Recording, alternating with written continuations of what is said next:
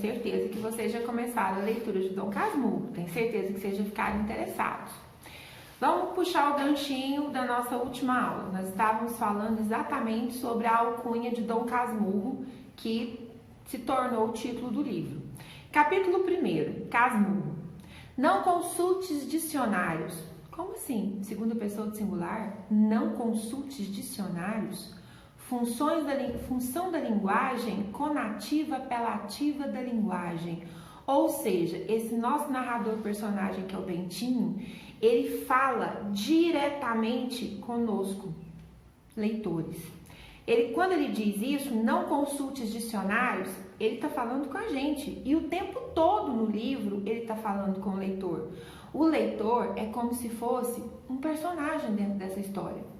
Que a gente pode até trazer aqui, me veio à tona aqui agora, o Grande Sertão Veredas, em que há um senhor, que o Riobaldo fala o tempo todo no livro com alguém que ele chama de senhor. Aqui ele chama de leitor, querida leitora, caro leitor, desgraçado leitor, até isso Machado de Assis diz. João Guimarães Rosa, nosso grande escritor Rosa, em Grande Sertão Veredas, ele também vai usar esse recurso. O Riobaldo conta a sua vida para um suposto ouvinte imaginário. Esse ouvinte imaginário é você, leitor, tá? Então aqui, no primeiro capítulo, a primeira frase do livro é exatamente essa, dirigida a nós, leitores. Não consulte dicionários. Casmurro não está aqui no sentido que eles lhes dão, mas no que ele pôs o vulgo de homem calado e metido consigo, como eu disse na última aula, introspectivo, introvertido, ensimesmado, calado, sério, taciturno, vários adjetivos que querem dizer uma coisa só, uma pessoa muito fechada em si mesma.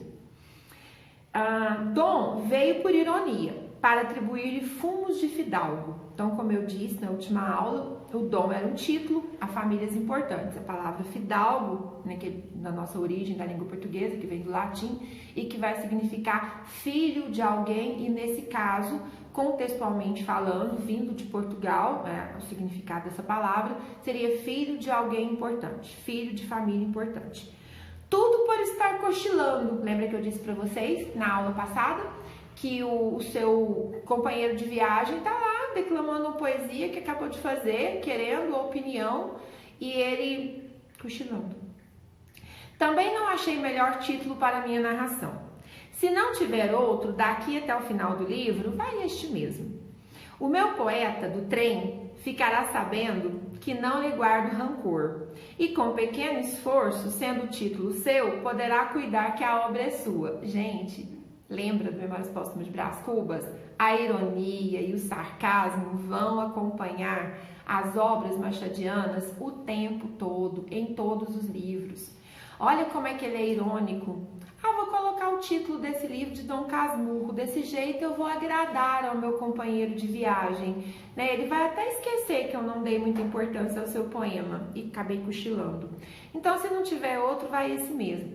Pessoal, essa ironia e esse sarcasmo aqui não é uma ironia, um sarcasmo dirigida diretamente a esse personagem que nunca mais vai aparecer no livro, só apareceu aqui nesse primeiro capítulo.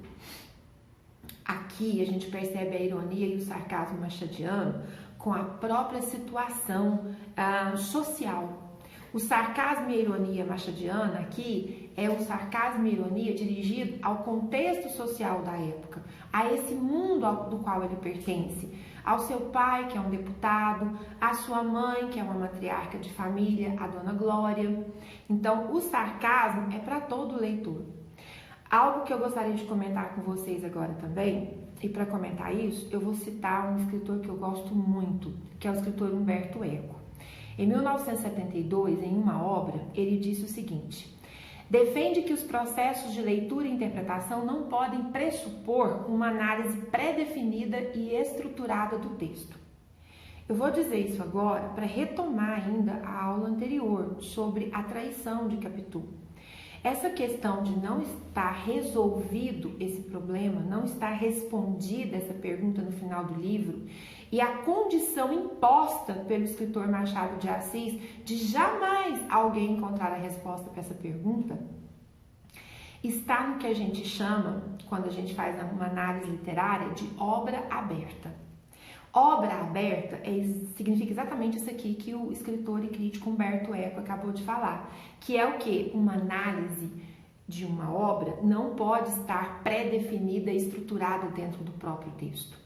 Então é preciso extrapolar, é preciso sair fora desse texto.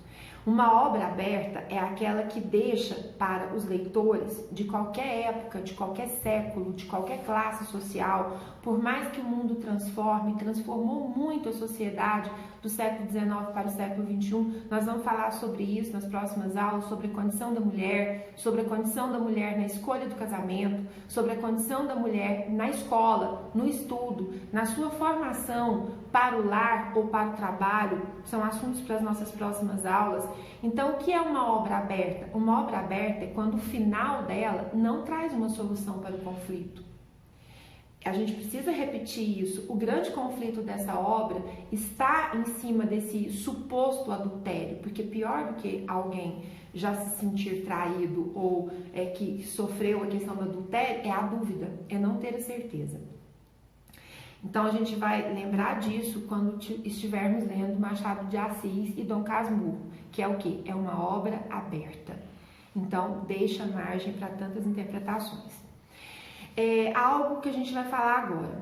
Capitu foi apresentada a Machado de Assis, Capitu foi apresentada a Bentinho muito pelos olhos, pelo olhar de José Dias. José Dias, que a gente vai falar um pouco sobre ele. A Capitu ela é apresentada para o Bentinho numa situação em que Bentinho nos faz pensar que a Capitu é dissimulada. O leitor perspicaz, o leitor atento, o leitor que está lendo Dom Casmurro e analisando tudo que é dito e tudo que também não é dito, ele vai perceber que quem mais dissimula nesse livro não é a Capitu. A Capitu dissimula pelo olhar de José Dias. A Capitu dissimula pelo olhar com que José Dias quer que Bentinho a veja. Na verdade, quem mais dissimula no livro, e a gente percebe isso na tessitura do texto, na escrita do texto, é o narrador. O narrador é que traz a dissimulação para a obra. O narrador é que faz com que o leitor se sinta muitas vezes envolvido na sua forma de pensar. Então, a palavra dissimulação é uma palavra que está presente na obra. Está presente na obra por algo que o Bentinho quer que nós pensemos que a Capitu é uma menina, uma moça e uma mulher dissimulada. Mas ao invés do leitor perceber isso, o leitor vai percebendo a cada capítulo do livro que o narrador é um narrador que dissimula. O José Dias, certo dia, chega para a Dona Glória, que é a mãe de Bentinho, e diz: a senhora vai mesmo mandar Bentinho ao seminário? Porque a senhora já percebeu que está acontecendo algo entre Bentinho e a vizinha aqui, a filha do Pádua, a Capitu, aquela menina travessa, aquela menina endiabrada. A senhora já percebeu que parece que os dois estão de namoro? Bentinho está escutando isso. Até então, olha só que interessante. Até então, o próprio Bentinho não tinha se dado por conta, não tinha percebido que ele gostava de Capitu e que talvez, provavelmente, Capitu gostasse dele. Então, até para perceber que Bentinho gostava de Capitu e que existia algo mais entre os dois do que uma simples amizade de infância, foi pelo despertar da curiosidade de José Dias, esse agregado que morava na casa de Dona Glória. Na próxima aula, a gente vai falar mais um pouquinho de Dona Glória, mais um pouquinho sobre José Dias e sobre essa maneira de Bentinho de ver a vida, de como ele enxergava a vida, como era realmente o seu ponto de vista. Até a próxima!